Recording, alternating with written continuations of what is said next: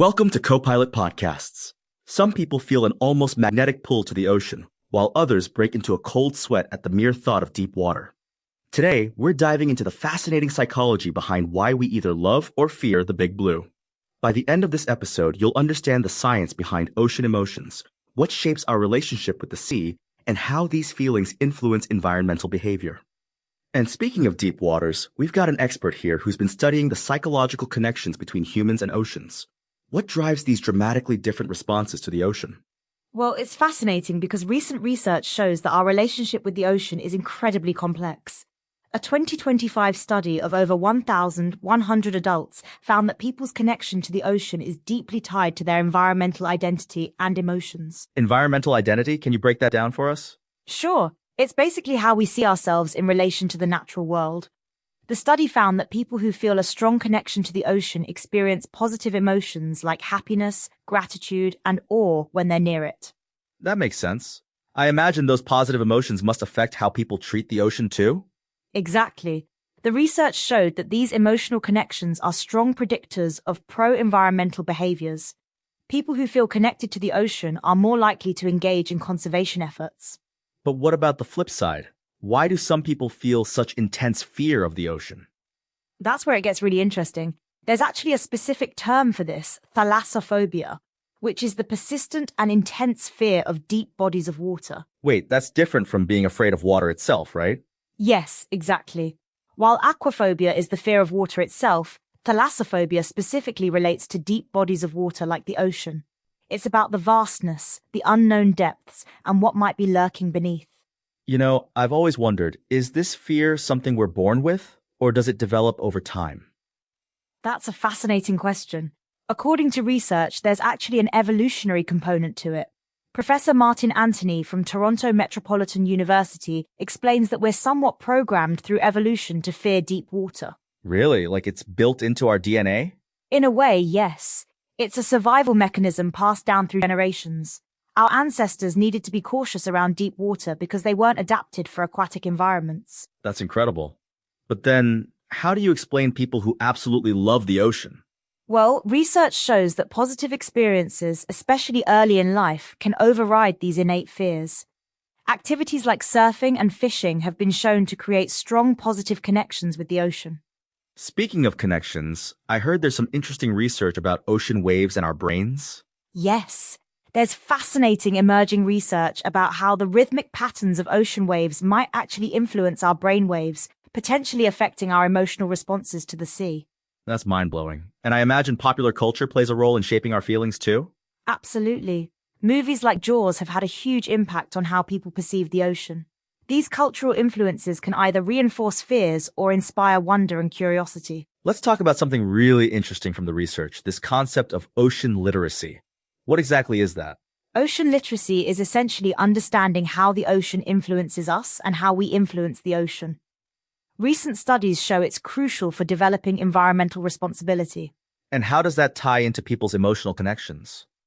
A 2025 study found that ocean literacy significantly enhances people's sense of environmental responsibility and strengthens their pro-environmental values.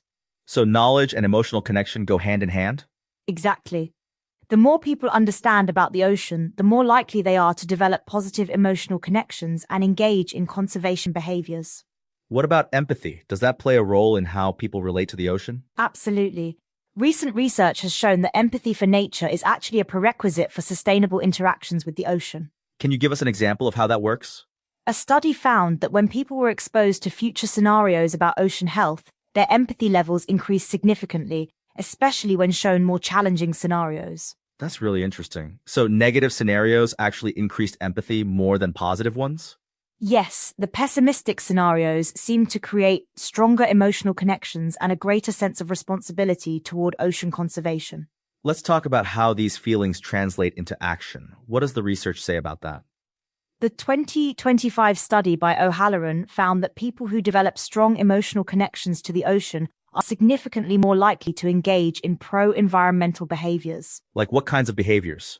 Things like reducing plastic use, participating in beach cleanups, and supporting marine conservation efforts.